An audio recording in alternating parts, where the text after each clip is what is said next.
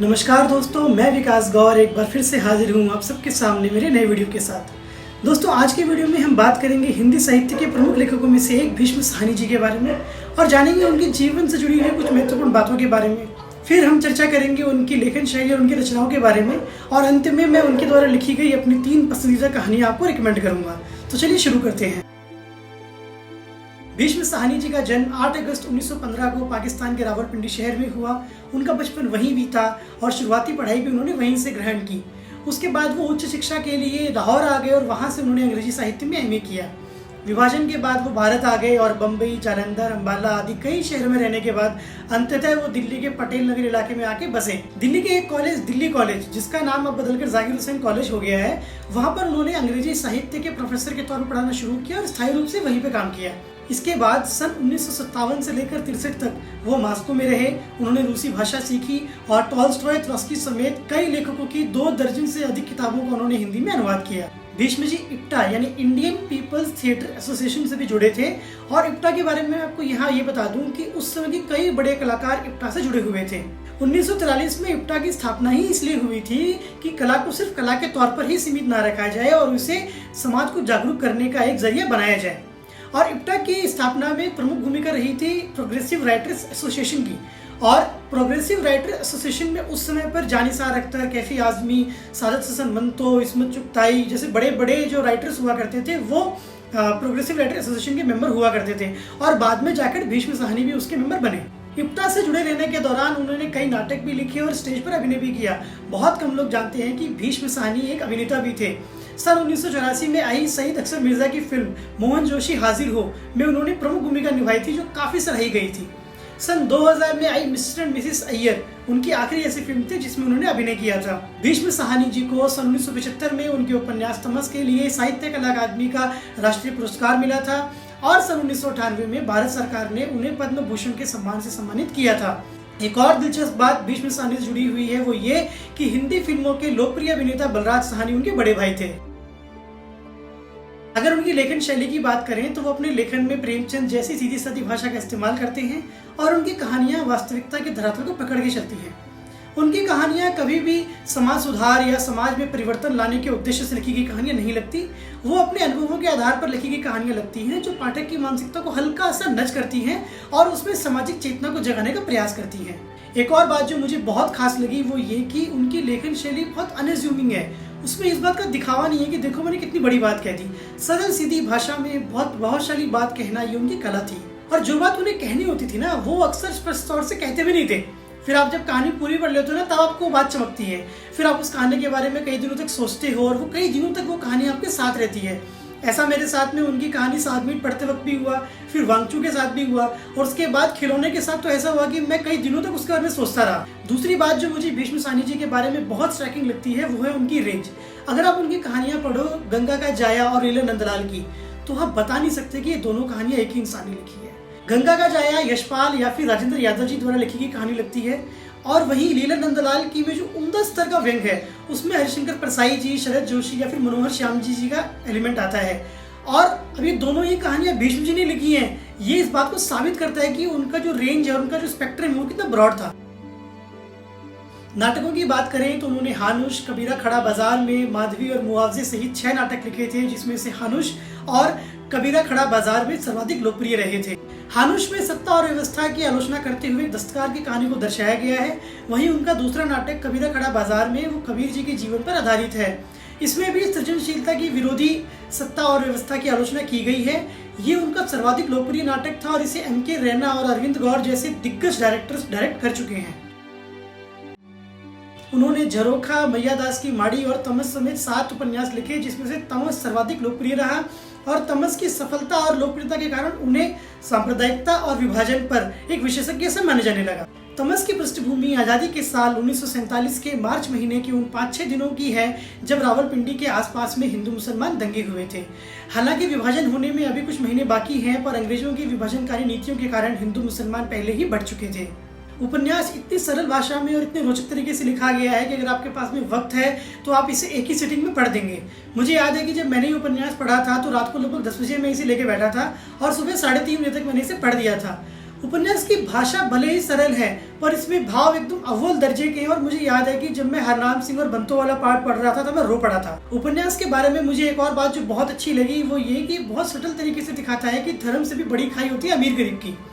जब भी दंगे होते हैं तो अमीरों का माल का नुकसान तो होता है पर जान का नुकसान कम होता है, जबकि मरते गरीब ही हैं। सड़कों पर लड़ने के लिए गरीब ही उतरते हैं। उपन्यास के अंदर भी शाहनवाज जो है वो रघुवीर की मदद तो कर देता है पर उसके नौकर मिल्खी को लेकर उसके दिल में कोई हमदर्दी नहीं है। उपन्यास एक अजीब तरह के अंतर विरोध को भी दिखाता है कि जो लोग देश के लिए लड़ रहे हैं वो आपस में भी लड़ रहे हैं। इस उपन्यास में दो कैरेक्टर हैं, रिचर्ड और लीजा रिचर्ड से बोलती भी है कि क्या ये लोग आपस में लड़ रहे हैं, तुम तो मुझे लंदन में बोलते थे कि ये लोग तुमसे लड़ रहे हैं। तब रिचर्ड उससे समझाता है कि ये लोग मुझसे भी लड़ रहे हैं और आपस में भी लड़ रहे हैं, ये देश के नाम पर मुझसे लड़ रहे हैं और धर्म के नाम पर आपस में लड़ रहे हैं। और इस उपन्यास के द्वारा भीष्म साहनी जी इस बात का भी उत्तर देने की कोशिश करते हैं कि क्या विभाजन टाला जा सकता था, क्योंकि उन्होंने जो पृष्ठभूमि है वो आज़ादी से 5-6 महीने की पहले की सेट की है। तो ये दिखा रहे हैं सटल तरीके से कि देश तो बंटवारे से बहुत पहले ही बढ़ चुका था। तमस को सन 1975 में साहित्य कला अकादमी का राष्ट्रीय पुरस्कार भी मिला था और आगे चलकर सन 1987 में गोविंद निलानी जी ने इसके ऊपर एक टेलीफिल्म भी बनाई थी जो कि खासी लोकप्रिय रही थी और उसके अंदर हरनाम सिंह का किरदार खुद भीष्म साहनी जी ने निभाया था। आप जब भी भीष्म साहनी जी की सर्वश्रेष्ठ कहानियों का जिक्र सुनेंगे ना, तो जिस कहानी का जिक्र आप सबसे पहले सुनेंगे वो होगी चीफ की दावत। लेकिन आप जब उस कहानी को पढ़ोगे तो शायद आपको वो कहानी उतनी अच्छी ना लगे। फिर आप सोचोगे कि यार इस कहानी को लेकर इतनी हाइप क्यों है। वो हाइप इसलिए है क्योंकि जिस थीम पर ये कहानी लिखी गई थी उस थीम पर गोविंदा की जैसी करनी वैसी भरनी या फिर राजेश खन्ना की अवतार और स्वर्ग जैसी फिल्में हम देख चुके हैं और ऐसी बहुत सारी फिल्में हमने देखी हैं और इसीलिए इस तरह की कहानियाँ हमारे लिए नॉर्मल हैं। पर अब ये सोचने की कोशिश करते हैं कि इसको लेकर इतनी हाइप क्यों है, क्योंकि ये कहानी आज़ादी के कुछ सालों बाद 1956 में लिखी गई थी और उस समय तक ऐसी कहानियाँ नहीं लिखी जाती थी। इससे पहले जो कहानियाँ लिखी जाती थी उनकी पृष्ठभूमि गांव में होती थी और वहाँ माँ के कैरेक्टर को एक पेडेस्टल पर रखकर दिखाया जाता था। वहाँ पर जो बेटा था वो अपनी माँ की पूजा करता था। पर इस कहानी में जो शहर का अफसर बेटा है उसको अपनी माँ की हरकतें ना सिर्फ बेढंगी लगती हैं बल्कि आउट ऑफ प्लेस भी लगती हैं और इसलिए वो उसे बोलता है कि यार आज शाम को मेरा चीफ दावत पर आ रहा है और इसीलिए आप अपने कमरे में ही रहना और मेरी चीफ के सामने मत पड़ जाना। भीष्म जी की एक और कहानी जो बेहद चर्चा में रही थी वो थी अमृतसर आ गया है।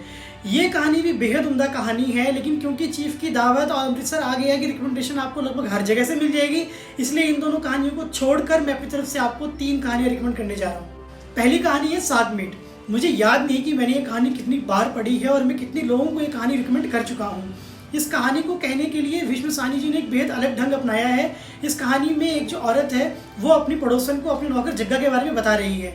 शुरुआत में आपको लगेगा कि इन दोनों औरतों की आपस में बातचीत चल रही है, पर बाद में आपको समझ में आएगा कि ये तो मोनोलॉग है, वो औरत अकेले ही बात की जा रही है, दूसरी औरत तो कुछ बोल ही नहीं रही।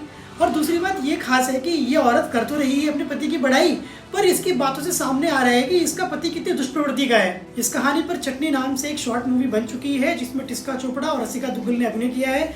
बहुत ही बेहतरीन शॉर्ट मूवी है और जब मैंने ये शॉर्ट मूवी देखी थी तब तक मैंने ये कहानी नहीं पढ़ी थी, फिर भी मुझे शॉर्ट मूवी बहुत अच्छी लगी थी। तो अगर आपने शॉर्ट मूवी नहीं देखी है तो प्लीज़ जरूर देखिएगा, बहुत अच्छी शॉर्ट मूवी है। दूसरी कहानी है वांगचू। वांगचू चीन से आया एक बौद्ध भिक्षु है जो सारनाथ में रहने लगा है। वो भारत में कई सालों से रह रहा है पर भारत के सामाजिक और राजनीतिक जीवन में उसे कोई दिलचस्पी नहीं है। बहुत ही भोला भाला इंसान है, मध्यम सी हंसी हंसता है, अपनी ही दुनिया में खोया रहता है। बहुत साल भारत में रहने के बाद फिर वो सोचता है कि कुछ दिन के लिए चीन होकर आए। वो चीन जाता है पर वहाँ पाता है कि वहाँ तो क्रांति आई हुई है, वहाँ व्यक्ति से समाज महत्वपूर्ण है और सब लोग टोली बना के काम करते हैं। उस वातावरण में वो अपने आप को असमझ पाता है क्योंकि भारत में उसे कोई डिस्टर्ब नहीं करता था और वो अपनी दुनिया में खोया रहता था। तो इसलिए वो भारत वापस आने का निर्णय लेता है। वो भारत वापस आ जाता है, पर जब तक वो भारत वापस आता है तब तक भारत और चीन के रिश्ते बिगड़ चुके हैं। और अब भारत में वापस आने पर जहां प्रशासन उसे चीनी जासूस समझता है, वहीं जो आम नागरिक हैं वो उससे नफरत करने लगते हैं। बहुत पावरफुल कहानी है और हमें सोचने को मजबूर करती है कि क्या ये जरूरी है कि हर व्यक्ति का सामाजिक और राजनीतिक दृष्टिकोण हो? क्या समाज और राजनीति से परे इंसान का अपना कोई वजूद नहीं? क्या हम इंसान को सिर्फ इंसान के तौर पर नहीं देख सकते? तीसरी कहानी है खिलौने। इसमें बेसिकली ये दिखाया गया है कि अगर माँ बाप दोनों नौकरी करते हैं तो बच्चे का क्या हश्र होता है। इसमें दिलीप और वीणा दोनों नौकरी करते हैं, दोनों शाम को ही घर आते हैं। उनका एक छोटा सा बच्चा है पप्पू। पप्पू बहुत छोटा है और सिर्फ पहली ही क्लास में पढ़ता है और वो स्कूल से आकर पड़ोसी के घर पर आके ही रुकता है। पप्पू बहुत नटखट और शरारती नहीं है, उससे दिलीप और वीणा ने सब कुछ सिखा रखा है। वो उससे ज़्यादा लाड प्यार नहीं करते और उसे खिलौनों से खेलने भी नहीं देते क्योंकि अगर पप्पू खिलौनों से खेलेगा तो वो रात को टाइम से सोएगा नहीं, और अगर टाइम से सोएगा नहीं तो टाइम से जाग नहीं पाएगा, और अगर टाइम से जाग नहीं पाएगा तो दिलीप और वीणा का टाइम टेबल खराब हो जाएगा, जो कि नौकरी पेशा लोग अफोर्ड नहीं कर सकते। दोनों अपनी नौकरी में इतने व्यस्त हैं कि उनके पास पप्पू के लिए वक्त ही नहीं है। ऐसे में कहानी के अंत में दिलीप अपने दोस्त को बोलता है कि वो सोच रहा है कि ऑफिस आवर्स के बाद में वो बैंक के एक कोर्स में दाखिला ले ले, और वीणा भी ये सोच रही है कि ऑफिस आवर्स के बाद में वो बीएड के कोर्स में दाखिला ले ले। ऐसे में उनका दोस्त उसे समझाता है कि यार अगर वो ऑफिस आवर्स के बाद भी किसी कोर्स में दाखिला ले लेंगे तो पप्पू का क्या होगा। तो दिलीप जवाब देता है कि पप्पू अब दूध पीता बच्चा नहीं रहा, वो बड़ा हो गया है और वो और बड़ा हो जाएगा, और फिर यही तो कुछ उम्र है करने कराने की, और फिर बच्चों के चक्कर में अपने कैरियर को तो दांव पे नहीं लगाया जा सकता। कहानी आपके दिल में उतर जाएगी और आप सोचोगे कि अगर माँ बाप दोनों नौकरी करते हैं और शहर में अकेले रहते हैं तो इन हालातों में उन्हें बच्चे पैदा करने भी चाहिए या नहीं। अगर आप अपने कैरियर को लेकर इतने ही जागरूक हो और आप इतने ही एम्बिशियस हो तो फिर आपने बच्चे पैदा ही क्यों किए, क्यों उन्हें अकेलेपन और मायूसी की आग में झोंक रहे हो। कहानी ना सिर्फ बच्चों के अकेलेपन को एक्नॉलेज करती है बल्कि हमें ये सोचने के लिए मजबूर भी करती है कि अगर माँ और बाप दोनों ही अपने ही बारे में सोचेंगे तो फिर बच्चों के बारे में कौन सोचेगा। और जब हम जानते हैं कि आगे फ्यूचर में ऐसा ही होने वाला है जब माँ और बाप दोनों ही नौकरी किया करेंगे तो इन हालातों में बच्चों का क्या होगा। तो ये था मेरा आज का वीडियो आपको कैसा लगा कमेंट सेक्शन में जरूर बताइएगा, और अगर आपको वीडियो अच्छा लगा है तो मेरी वीडियो को लाइक कीजिएगा, मेरे चैनल को सब्सक्राइब कीजिएगा और मेरे चैनल के बारे में अपने दोस्तों और रिश्तेदारों को बताइएगा। जल्दी मिलता हूँ आप सबसे मेरे नए वीडियो के साथ में, तब तक अपना बेहद ख्याल रखिए।